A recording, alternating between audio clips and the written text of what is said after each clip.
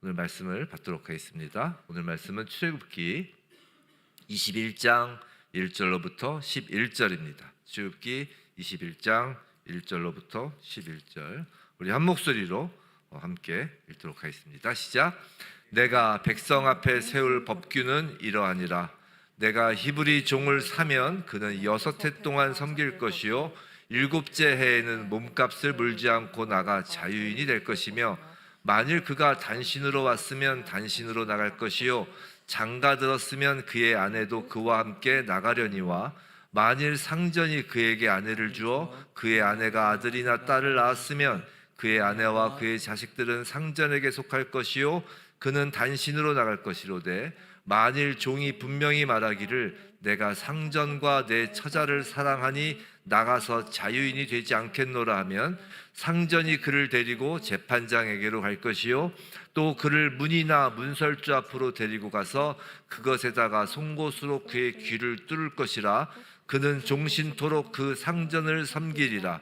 사람이 자기의 딸을 여종으로 팔았으면 그는 남종같이 나오지 못할지며, 만일 상전이 그를 기뻐하지 아니하여 상관하지 아니하면 그를 속량하게 할 것이나, 상전이 그 여자를 속인 것이 되었으니 외국인에게는 팔지 못할 것이요 만일 그를 자기 아들에게 주기로 하였으면 그를 딸같이 대우할 것이요 만일 상전이 다른 여자에게 장가 들지라도 그 여자의 음식과 의복과 동침하는 것은 끊지 말 것이요 그가 이 3가지를 시행하지 아니하면 여자는 속전을 내지 않고 거저 나가게 할 것이니라. 아멘. 오늘 종에 관한 법이란 제목으로 출애굽기 21장 1절로부터 11절 말씀을 받을 때, 우리가 이 땅에서 하나님의 백성, 하나님 나라의 백성으로 어떻게 살아야 할지를 깨닫고 그 말씀이 그대로 우리의 삶이 되기를 주님의 이름으로 축원합니다. 자, 히스웨브 처치 주일 강단에서는 출애굽기 강해 설교를 계속 이어가고 있습니다. 한번 몇 주 전부터 보았던 내용을 간단하게만 반추해 보면, 이스라엘 백성이 이제 애굽에서 나오고 시내산에 이르렀을 때 하나님은 이스라엘 백성에게 십계명을 주셨죠. 그 십계명의 내용을 한마디로 한다고 하면 하나님의 이스라엘 백성을 향한 사랑의 언약식, 맹렬한 하나님의 사랑이었다라고 했습니다. 그런데 이스라엘 백성은 안타깝게도 그 사랑의 하나님을 대면할 수 없었죠. 죄의 종으로 430년을 지냈던 백성들에게는 거룩하신 하나님을 만날 거룩이 없었기 때문입니다. 그런 백성을 하나님께서 너무도 사랑하셔서 그 백성들이 하나님을 만날 수 있는 길을 열어주셨고, 그것이 제사, 즉 예배다라는 것까지 우린 지난 시간에 보았습니다. 그래서 20장 말미까지 다 본 것이에요. 그리고 이제 이후에 출애굽기 21장부터 오늘부터 시작해서 23장까지는 그렇게 예배에서 하나님을 만난 하나님 백성이 이제 세상에서 어떻게 하나님을 만난 백성답게 살아야 하는지에 대한 말씀을 율법이란 형태로 주고 계신 거예요. 제가 말씀드렸죠. 성경은 매우 논리적인 말씀이에요. 이 성경을 그래서 어떤 한 구절 물론 그렇게 보는 것도 은혜가 되지만, 이렇게 쭉 강해를 이어가는 것은 이 하나님의 어떤 그 논리의 흐름, 성경의 논리의 흐름을 쫙 볼 수 있기 때문이죠. 자, 십계명을 말씀드릴 때 이것을 법에 비유하자면 헌법에 해당한다고 했어요. 그렇다면 오늘부터 이제 보게 될 하나님의 말씀은 그 헌법의 하위법인 법률과 같다라고 할 수 있을 것입니다. 그런데 자, 이제부터는 우리가 이 법률들을 어떻게 읽고 어떻게 받아들이며 어떻게 삶으로 구현해 낼지가 중요한 것이에요. 보통 이 구약 율법을 보는 눈이 없으면 이제 보통 둘 중 하나의 태도로 이 구약의 율법들을 이제 읽게 됩니다. 그게 어떤 태도냐면, 첫 번째는 구약의 율법을 예수께서 모두 성취하셨기 때문에 신약 시대인 지금은 이 율법들이 전혀 무의미하다라는 식으로 생각하는 것이죠. 그래서 이 성경에서 구약의 율법만 나오면 그냥 지나가 버립니다. 우리가 레위기 읽기가 어렵죠. 레위기가 어렵기 때문이기도 하지만, 또 그 당시에 유대인들의 그 삶을 우리가 모르기 때문이기도 하지만, 레위기가 나오면 어려운 것을 두고 싹 지나가면서 마음을 편하게 할 수 있는 게 바로 이런 생각 때문이에요. 예수님께서 다 성취하신 율법인데 뭐 안 읽어도 돼. 무의미해. 라고 하고 그냥 지나가 버린단 말이에요. 그래서 생각해 보세요. 그게 맞다면 신약교회가 시작된 이후 2000년 동안 하나님께서 구약에 기록된 이 율법들을 굳이 성경으로 남겨주실 까닭이 없는 거예요. 그죠? 자, 그럼 또 하나는 뭐냐? 이 구약의 율법을 보는 눈이 없어서 그냥 아무런 성령의 감동이 없이 읽으면 그야말로 이 법률들을 그냥 해석만 한다는 거예요. 해석만. 뭐 예를 들면 이런 것이에요. 오늘 본문 다음에 나오는 22장 1절에 이런 구절이 있어요. 뭐냐면 22장 1절 한번 슬쩍 보세요. 성경책 있으신 분들은. 뭐냐면 사람이 소나 양을 도둑질하여 잡거나 팔면 그는 소 한 마리에 소 5마리로 양 한 마리에 양 4마리로 이렇게 돼 있죠. 이걸 해석하는 거예요. 왜 그럴까? 왜 소는 5마리일까? 왜 양은 4마리일까? 소가 더 비싸니까 소를 더 훔치는 걸 방지하기 위해서 넌 5마리야 이거사. 뭐 이렇게 한 것일까? 뭐 이렇게 해석하거나 또 다음 절인 22장 2절 3절을 보면 이제 보면 뭐 어떻게 돼 있어요? 도둑이 뚫고 들어오는 것을 보고 그를 쳐 죽이면 피 흘린 죄가 없으나 도둑이 딱 들어온 걸 보고 도둑은 보통 밤에 들어오죠. 들어온 걸 보고 쳐 죽이면 죄가 없다는 것이에요. 근데 그 3절 보면 해 돋는 후에는 피 흘린 죄가 있으리라. 근데 대낮에 들어오는 것을 보고 죽이기까지 하면 안 돼. 자, 이걸 두고 정당방위는 되고 뭐 과잉방위는 안 되고 뭐 이런 식으로 해석하는 것으로 끝나는 것입니다. 근데 그렇게 해석하는 것이 과연 우리에게 무슨 의미가 있겠느냐 말이에요. 물론 이것이 잘못되었다라는 것은 아니지만 어쨌든 그런 해석들이 중요하죠. 하지만 그게 잘못되었다는 것은 아니지만 그렇게만 구약의 율법을 보면 구약을 보는 눈이 결여되어 있어서 우리가 그 안에서 참 의미를 못 끄집어내고 있다는 것이에요. 자, 그러면 구약의 율법을 어떻게 읽을 것인가? 신약의 교회인 성도 우리가 구약을 어떻게 볼 것인가에 대해 먼저 알아야 합니다. 일단 구약의 율법은 완전히 폐기된 것은 아니지만 예수님도 그러셨죠? 폐기하지 않았다고. 1.1획도 변개하지 않는다고. 완전 폐기된 것은 아니지만 그렇다고 뭐 그 안식교처럼 뭐 하나하나 다 지켜야 하는 건 아닌 건 아시죠? 뭐 예를 들어서 레위기에 그 정결한 짐승, 부정한 짐승 나올 때 거기 보면 돼지고기를 못 먹게 돼 있잖아요. 그렇다고 우리가 돼지고기를 먹지 말아야 하는 건 아닌 건 다 아실 거예요. 그죠? 그럼 구약의 율법 말씀을 앞에 두고 신약 교회인 우리는 이 말씀을 어떻게 받아들여야 할 거냔 말이에요.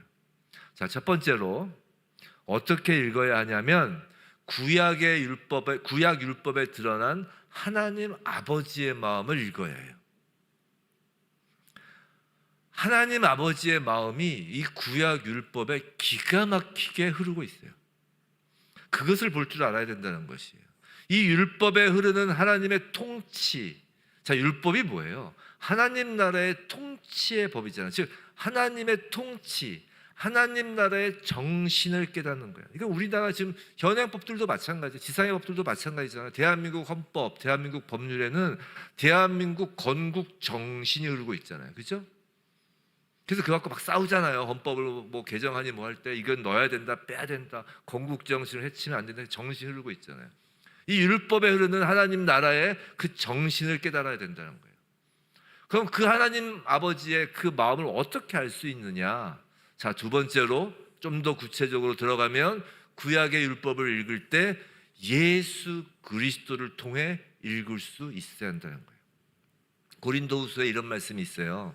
고린도후서 3장인데 그러나 그들이 마음이 완고하여 오늘까지도 구약을 읽을 때에 그 수건이 벗겨지지 아니하고 있으니 그 수건은 그리스도 안에서 없어질 것이라. 오늘까지 모세의 글을 읽을 때에 모세의 글, 이 구약의 율법을 읽을 때 수건이 그 마음을 덮었도다. 그러나 어떻게 해요? 언제든지 어디로 가면 주께로 돌아가면, 주가 누구예요? 예수 그리스도께로 돌아가면 그 수건이 벗겨지리라 라는 거예요. 이 말씀이 그런 뜻이에요. 이 말씀은 구약은 예수 그리스도를 통해 읽을 때 풀린다는 것이에요. 이것을 염두에 두고 이제 오늘 본문을 이제 본격적으로 보겠습니다. 자, 오늘 본문은 종에 관한 법이에요. 한번 생각해 보세요. 그런 생각해 보셨어요? 자, 지난주에 우리가 받은 말씀이 뭐예요? 예배에 관한 말씀을 받았잖아요. 그리고 나서 나오는 이 세부 법률로서 첫 번째 나오는 것이 종에 관한 말씀이에요. 왜일까? 자, 십계명이 나오고 그리고 예배에 대한 말씀이 나오는 것은 뭐 당연한 것 같아요. 그죠? 예배가 참 중요하니까요. 근데 예배 이후에 곧바로 나오는 것이 종에 관한 말씀이라고요. 왜 그럴까요? 왜 그럴까요? 이스라엘 백성이 애굽에서 종되었던 것을 기억하라고요? 맞아요. 뭐 그것도 이유가 되겠죠. 근데 그럼 그 이유만으로 종에 관한 법을 맨 앞에 나오게 하셨을까요? 어떻게 읽어야 된다고 했죠? 첫 번째, 여기에 담긴 하나님 아버지의 마음을 읽을 수 있어야 하는 것이에요. 먼저 본문을 가지고 어리석은 생각을 하고 있는 것들을 좀 없애고 가야겠습니다. 자, 질문 하나를 하겠어요. 자, 구약에 나오는 종에 관한 이 율법을 가지고 이제 이런 생각들을 하는 거예요. 자, 하나님이 노예 제도를 찬성하셨다고 할 수 있을까요? 자, 이제 오랜만에 한번 손 들어보는 걸 한번 해볼까요? 하나님은 노예 제도를 찬성하셨다. 아무도 안 들으시죠? 하나님은 노예 제도를 반대하셨다. 나머지 분들은 이제 알아서 해라. 하나님 마음입니다. 성도 여러분, 기독교는요, 노예 제도에 대하여 분명한 입장을 가지고 있으며 그것이 이것입니다. 갈라디아서 3장 28절 우리 한 목소리 읽어볼까요? 시작. 너희는 유대인이나 헬라인이나 종이나 자유인이나 남자나 여자나 다 그리스도 예수 안에서 하나입니다. 자막이 안 떴네요. 한번 확인해 보세요. 예. 다 읽었다 치시고. 자, 아멘이죠? 이것이 성경의 선언이에요. 링컨 대통령이 이 말씀 가지고 노예 해방을 외쳤는데 하나님이 노예 제도를 찬성하셨다고 하면 안 되는 거죠. 그렇다면 왜 하나님이 종에 대해서 이야기를 하셨을까요? 자, 일단 우리가 보통 종이라고 하면 우리가 일반적으로 생각하는 그 전혀 주권도 없고 인권도 없는 노예라고 생각을 하면 안 됩니다. 이스라엘 나라 안에는 그런 노예 제도는 없었어요. 성경에서 말하는 것은 그 노예가 아니라 종을 얘기하는데 누군가 종이 되었다라는 것은 보통 일반적으로 경제적인 이유 때문이에요. 근데 경제적 파탄 때문에 더 이상 자기가 빌렸던 돈을 변제할 수 없고 파산이 난 경우에 이 사람이 자발적으로 돈을 빌린 사람이나 또는 누군가에게 자신을 의탁해서 자신을 종으로 들여서 일을 하는 것입니다. 그 집에서 일을 해주고 그리고 일한 대가로 빚을 다 갚게 되면 종에서 벗어나는 거죠. 근데 종이 되고 나서 6년이 끝나고 나면 돈을 다 변제하지 못하여도 7년째는 그냥 내보내주라는 것이 오늘 종에 관한 법이에요. 그러니까 여기서 말하는 종은 경제적인 이유로 인해서 자기가 자발적으로 종이 된 자죠. 자기가 지금 빌린 돈을 일하면서 갚고 월급도, 즉 이건 월급이잖아요. 그래서 월급도 받고 거기서 밥도 먹고 이렇게 의식주를 해결해가는 노동자 혹은 확대된 가족 형태다라고 생각할 수 있는 것이에요. 자, 그렇지만 어쨌든 종이기 때문에 사회적으로 가장 보호받지 못하는 약자인 건 맞아요. 그런데 당시에 다른 나라들의 노예 제도와 비교해 보면 여기서 말씀하시는 이 종에 관한 법률은 파격 그 자체라고요. 엄청난 파격이에요. 그게 뭐냐면 오늘 말씀 첫 번째로 7년째 보내줘라는 거예요. 내보내줘라. 자기의 빚을 다 탕감하지 않아도 내보내주라는 거 아니에요. 성도 여러분, 이게 당시 고대 국가는 물론 링컨의 그 노예 해방이 있기 전까지 근대 국가에서도 상상도 못한 파격이라고요. 그 아프리카 흑인 노예들이 7년째 풀어준 게 어디 있어요. 그냥 평생 노예고 그가 노예면 그 자식도 노예고 그랬죠. 우리가 잘 아는 뭐 소위 성인이라고도 불리고 뭐 철학자, 지혜자라는 그 소크라테스, 아리스토텔레스, 전 개인적으로 별로 안 좋아하는데 하여튼 이 사람들도 노예는 뭐 영혼이 없다느니 그래서 짐승만도 못하느니 이런 얘기를 했을 정도라고요. 그 지혜자라는 사람들도. 하지만 하나님께서 말씀하시기를 7년째는 그냥 내보내라는 것입니다. 더군다나 신명기를 보면 신명기 15장에 이런 말씀이 있어요. 그를 도와 자유하게 할 때는 빈손으로 가게 하지 말고 내 양무리 중에서와 타작마당에서와 포도주 틀에서 그에게 후히 줄지니. 그냥 내보내는 것도 아니에요. 빈손으로 말고 후히 주어서 내보내라는 것입니다. 당시에는 정말 생각도 못한 이야기예요. 또 여종에 대한 규례가 오늘 나오죠. 그래서 오늘 여종에 대한 규례 언뜻 7절 보면 7절 언뜻 보면 이렇게 돼 있죠. 사람이 자기의 딸을 여종으로 팔았으면 그는 남종같이 나오지 못할지며라고 이렇게 합니다. 마치 이 구절을 보고 뭐 여종은 남종처럼 나오지 못한다, 그러니까 하나님이 남녀 차별하신다라고 생각할 수 있는데 그런 것이 아니에요. 신명기를 보면 신명기 15장의 12절에 내 동족 히브리 남자나 히브리 여자가 내게 팔렸다 하자 만일 6해 동안 너를 섬겼거든 7째 해에는 그를 놓아 자유롭게 할 것이요라고 해서 여종도 똑같이 7째 때 나오는 거예요. 7째 해에는. 다만 지금 출애굽기 21장에서 말하는 여종은 일반적인 여종이 아닌 거예요.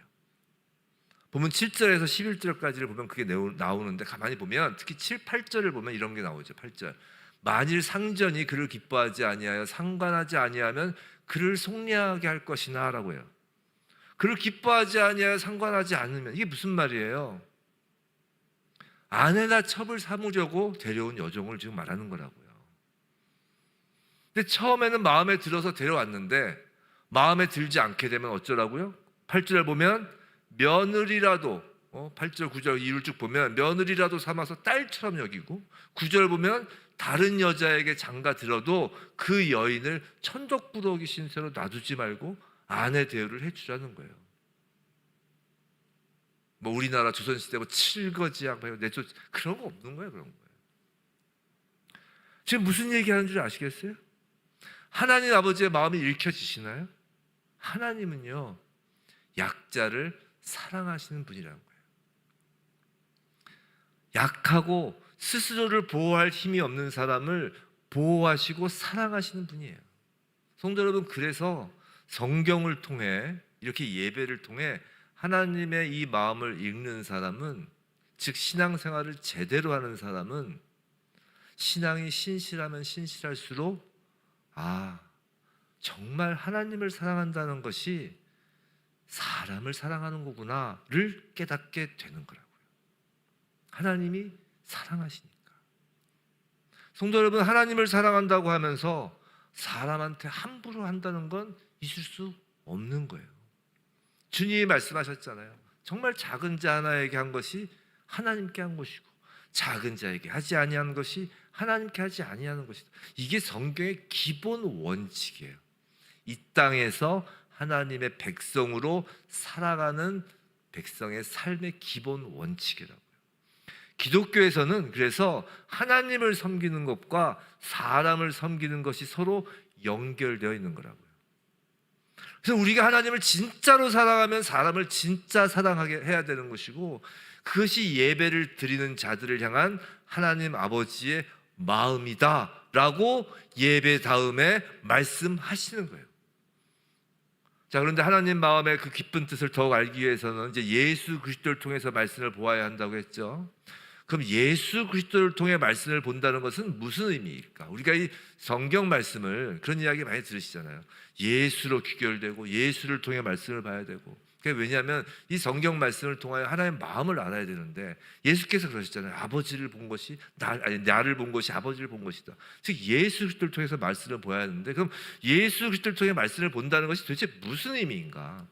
알레고리적으로 막 정말 이걸가 예수를 예표하고 이거가 이걸 예표하고 막 그렇게 막 알레고리적으로 해석하는 것이 아니라, 예수를 통해 말씀을 본다는 것은 구속사적으로 말씀을 읽는다는 것이에요.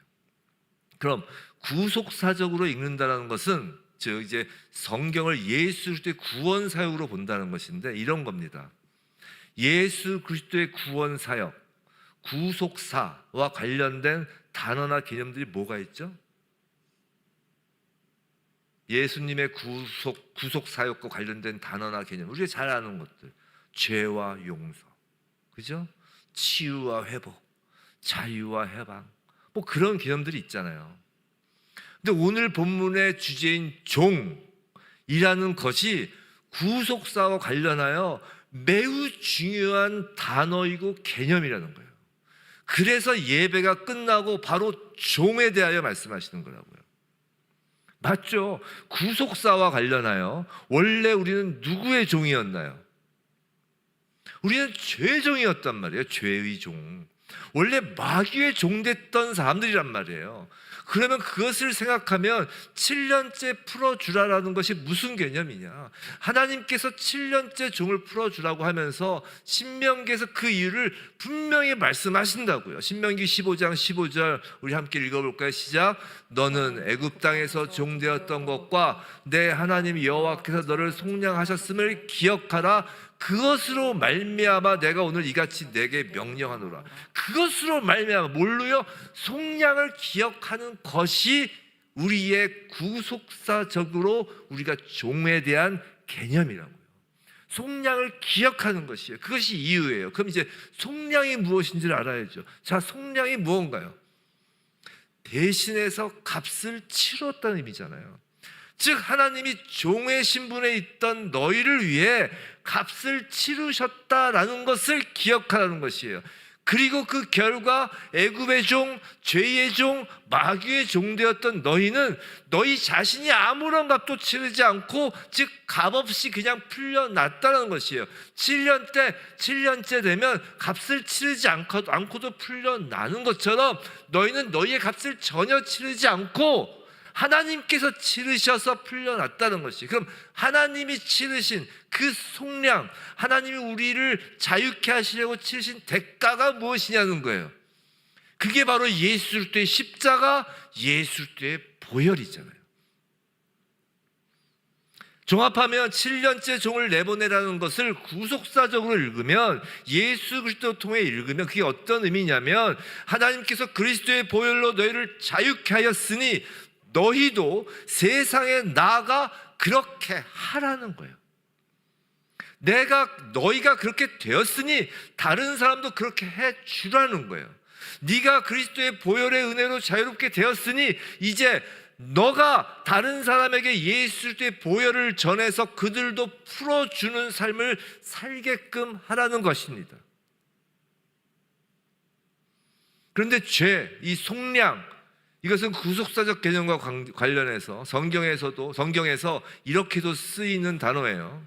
자, 성경에 보면 우리가 누군가에게 죄를 지었을 때 성경은 그것을 빚졌다라고 표현을 하죠. 그죠? 그리고 그것을 용서해 줬을 때 그 빚을 탕감받았다라고 표현을 합니다. 그죠? 그래서 속량은 곧 죄의 용서와 관련이 있는 개념인 거예요. 이해가 되시죠? 그러므로 7년째 풀어주라는 것의 구속사적 의미는 첫 번째로 예수 그리스도의 보혈을 전하여서 그 사람도 마귀의 종된 데서 해방시켜 주라는 의미이고, 두 번째는 너에게 죄 지은 사람을 용서해 주라는 의미인 거예요. 그것이 종을 풀어주는 삶인 거예요. 그것이 예배를 하여 하나님을 만난 하나님 나라의 백성들, 예수 그리스도를 주님이라고 부르는, 예수를 사랑한다고 고백하는 그리스도인들의 이 땅에서의 삶이라는 것이에요. 아멘. 그런데 이 종에 관한 법에서 구속사적으로 정말 중요한 규정이 나오는데요, 그건 스스로 종이 되는 자에 대한 법이에요. 예, 5절 6절이죠. 5절 6절 한번 보겠습니다. 자, 만일 종이 분명히 말하기를 내가 상전과 내 처자를 사랑하니 나가서 자유인이 되지 않겠노라 하면, 6절 함께 읽을까요? 시작. 상전이 그를 데리고 재판장에게로 갈 것이요 또 그를 문이나 문설주 앞으로 데리고 가서 그것에다가 송곳으로 그의 귀를 뚫을 것이라. 그는 종신토록 그 상전을 섬기리라. 자, 이게 무슨 얘기냐면, 어떤 종이 이제 7년째가 돼서 이제 나가도 되는데, 이 종이 주인을 너무 사랑하게 되는 거예요. 그리고 이 주인 밑에서 일하는 동안 이제 주인이 준 여자와 결혼을 해서 아내도 생기고 자식도 생겼습니다. 원래 나가려면 앞에 절 4절에 따라 아내와 자식은 다 놓고 나가야 되죠. 사실 종에게 지금 자유인이 될 기회라는 것은 진짜 너무 좋은 기회죠. 귀한 기회죠. 근데 이 종이 주인과 처자를 너무 사랑해서 자유인이 될 권리까지 포기하고 종이 되기로 한 경우에 문설주에 가서 송곳으로 귀를 뚫고 평생 그 주인의 종이 되도록 했단 말이에요.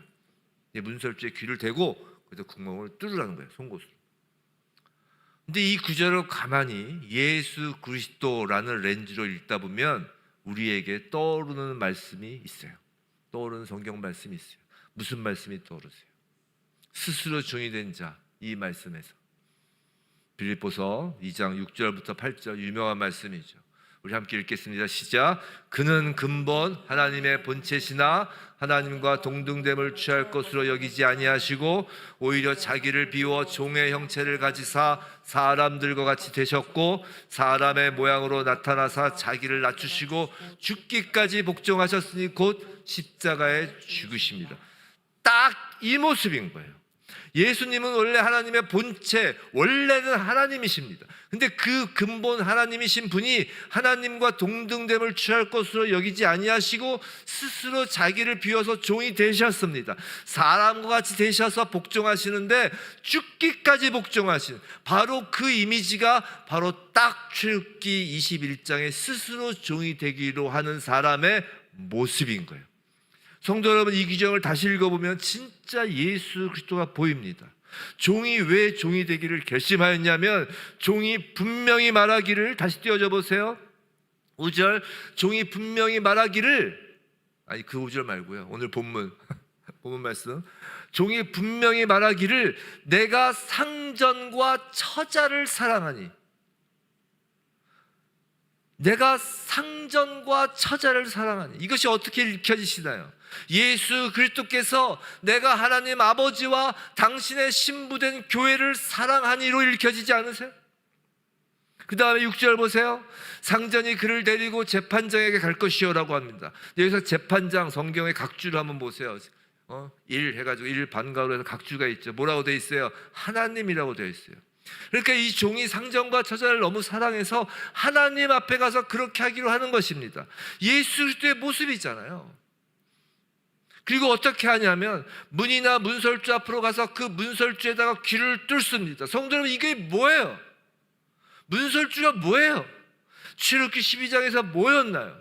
좌우 문설주와 임방은 어린 양의 피가 발려진 바로 그 장소, 십자가의 상징이라는 거예요. 성도 여러분, 십자가 나무에 몸을 대고 몸을 뚫려서 피를 내신 예수 그리스도의 모습이 오늘 말씀에서 읽혀지는 것입니다. 스스로 종이 되는 예수 그리스도의 모습이 여기에 나와 있는 것입니다. 그리고 이제 예배를 드리며 그 예수 그리스도를 만나는 그리스도인들에게 하나님은 이 말씀을 주시며 이렇게 말씀하시는 거예요. 세상에서 스스로 종이 된 예수 그리스도처럼 너희도 그 삶을 살라는 말씀이라고요. 그럼 우리가 스스로 종이 될 때 우리는 누구의 종이 되어야 할까요? 당연히 우리는 하나님의 종이 되어서 살아야 하죠. 왜요? 우리가 하나님을 사랑하니까. 그 사랑 때문에 하나님의 종이 되는 삶을 사는 것입니다. 성도 여러분, 우리 자유의지 좋아하죠? 자유의지. 성경에서 자유의지라는 단어는 제가 본 기억이 없는데, 근데 자유의지 하면서 너무 우리의 결단, 우리의 의지, 우리의 선택, 누군 우리의 선택이라고까지 하는데, 사실 자유의지가 아니에요. 우리가 하나님의 말씀에 순종하는 건 자유의지가 아닙니다. 사랑 때문이에요. 그 사랑 때문에 하나님의 종이 되는 삶을 사는 거예요. 그러면 전 하나님의 종입니다 라고 선포만 하고 선언만 하면 되나요? 실제로 하나님의 종으로 살아야 하잖아요. 그럼 하나님의 종으로 실제로 산다는 것이 무엇일까요? 성경은 언제나 일관된 원칙을 가지고 있다고 했죠. 아까 그 일관된 원칙을 말씀드렸잖아요. 똑같아요. 하나님의 종으로 사는 삶이란 우리가 서로가 서로의 종이 되어 사는 삶이라는 거예요. 그래서 이 스스로 종이 되는 규례의 신약적 성취는 바로 이 구절인 거예요. 갈라디아서 5장 13절 우리 함께 읽겠습니다. 시작. 형제들아, 너희가 자유를 위하여 부르심을 입었으나 그러나 그 자유로 육체의 기회를 삼지 말고 오직 사랑으로 서로 종노릇하라. 사랑으로 서로 종노릇하라. 성도 여러분, 우리는 예수 그리스도 덕분에 자유인이 되었는데 예전에는 죄 때문에 죄의 종이 되었지만 이제는 사랑 때문에 스스로 다시 종이 되는 삶을 살아야 한다는 거예요. 분명히 우리는 예수 그리스도의 보혈로 속량함을 받아 죄로부터 자유인이 되었습니다.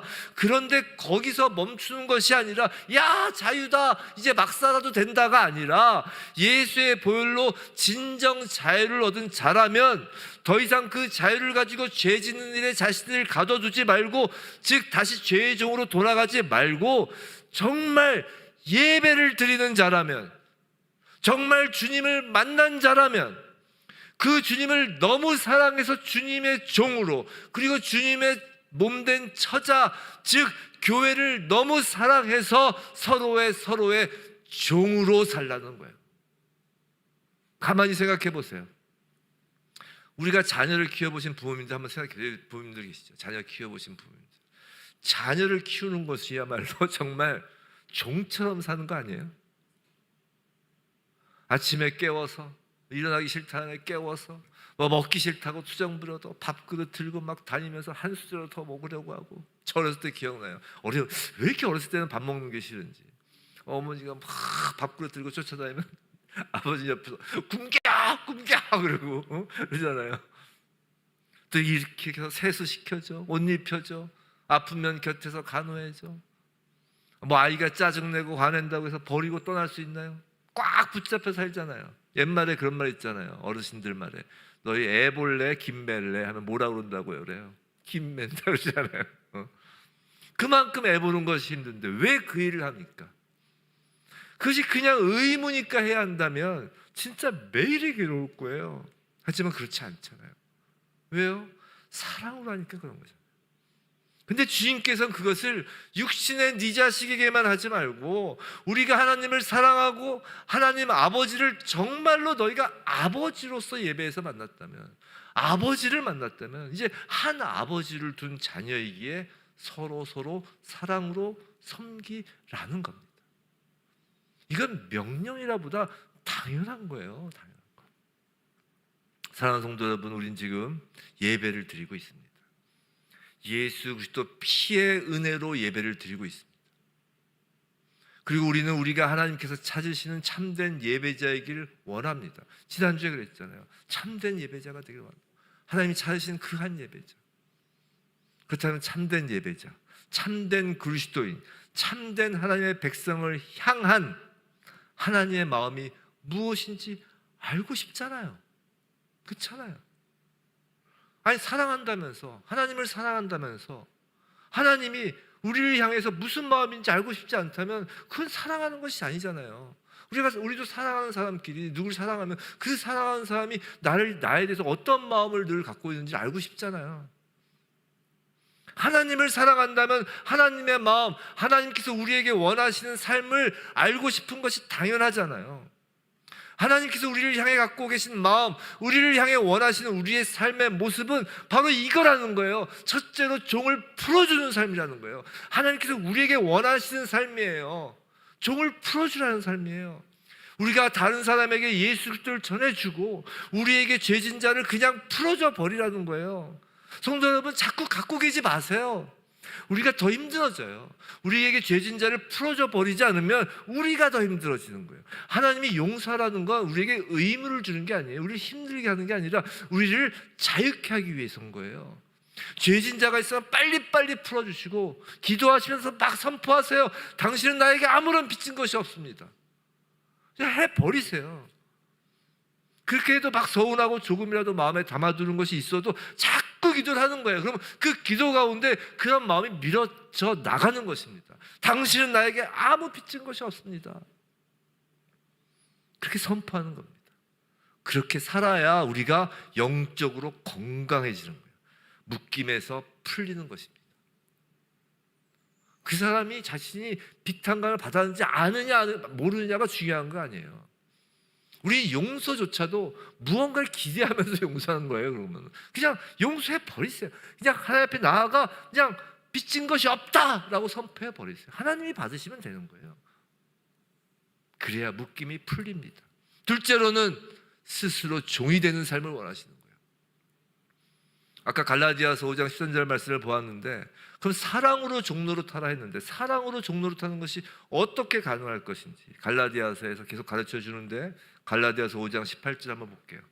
너희가 만일 성령의 인도하시는 바가 되면 율법 아래 있지 아니하리라. 성령의 인도하시면. 그리고 그 예를 우린 베드로에게서 보려고 합니다. 예수께서 베드로에게 말씀하십니다. 요한복음 21장이에요. 요한복음 21장 18절 우리 한번 같이 읽어보겠습니다. 시작. 내가 진실로 진실로 내게 이르노니 내가 젊어서는 스스로 띠띠고 원하는 곳으로 다녔거니와 늙어서는 내 팔을 벌리리니 남이 내게 띠띠우고 원하지 아니하는 곳으로 데려가리라. 아멘. 이 말씀을 예수님께서 베드로에게 언제 하셨죠? 부활하시고 베드로가 물고기 잡고 있을 때 예수님 나타나셔가지고 네가 날 사랑하냐? 3번 물으시고 그 사랑을 확인시키신 후에 하신 말씀이잖아요. 그리고 이 말씀이 어떤 뜻인지 우리는 알아요. 기본적으로 우리가 기본적인 것은 압니다. 베드로가 앞으로 핍박받을 것에 대한 예언의 말씀이죠. 근데 오늘 스스로 종이 되어 문설주에 귀를 대고 구멍을 내는 이 구절을 읽으며 이런 마음이 들었어요. 자, 다시 띄워주세요. 요한복음. 자, 베드로가 젊었을 때라는 것은 영적으로 아직 어릴 때를 말하는 거예요. 우리가 아직 영적으로 어리면요, 예수를 믿고 난 후에도 또 하나님 나라의 일을 한다고 하면서도 여전히 내가 원하는 데 있고 여전히 내가 원하는 대로 가고 그렇게 살았었단 말이에요. 하지만 내가 늙어서는, 그래서 늙은 것은 육체적으로 늙은 것뿐만이 아니라 영적으로 이제 성숙했을 때를 말하는 거죠. 우리가 영적으로 이렇게 원숙해지면요, 어떻게 되냐면 우리는 그냥 팔을 벌리는 거예요. 이것이 무엇을 의미하나요? 스스로 종이 되는 거예요. 남이 내게 띠띠우고, 그래서 남은 꼭 베드로를 핍박하는 사람만 말하는 것이 아니라 남이잖아요. 남. 즉 베드로 자신이 아닌 남, 베드로에게 가장 중요하고 가장 능력 있고 가장 영향을 주시는 존재, 즉 성령님이신 거예요. 베드로는 그렇게 성령님이 원하시는 대로 옷을 입고 띠띠고 성령님이 원하시는 대로 가다가 결국은 순교하는 것이. 성도 여러분, 지금 예배를 드리는 우리에게 이런 고백이 있었으면 좋겠습니다. 이런 삶이 있었으면 좋겠습니다. 하나님, 진짜 이제는 팔을 벌리고 주님이 나를 마음껏 사용하시기 바랍니다. 주님, 마음껏 이제 나는 내 자를 십자가에 못 박습니다. 이제 내가 원하는 것은 다 내려놓습니다. 이제 저는 주님을 사랑하기 때문에 주님의 종입니다. 주여, 원하시는 대로 가겠습니다. 그렇게 팔을 벌리는 삶, 사랑으로 스스로 종이 되는 삶, 그것이 하나님의 원하시는 예배자의 삶, 하나님 백성의 삶이심을 믿으시고 행하시기 바랍니다. 부디 다른 이유가 아니고, 뭐 때문에요?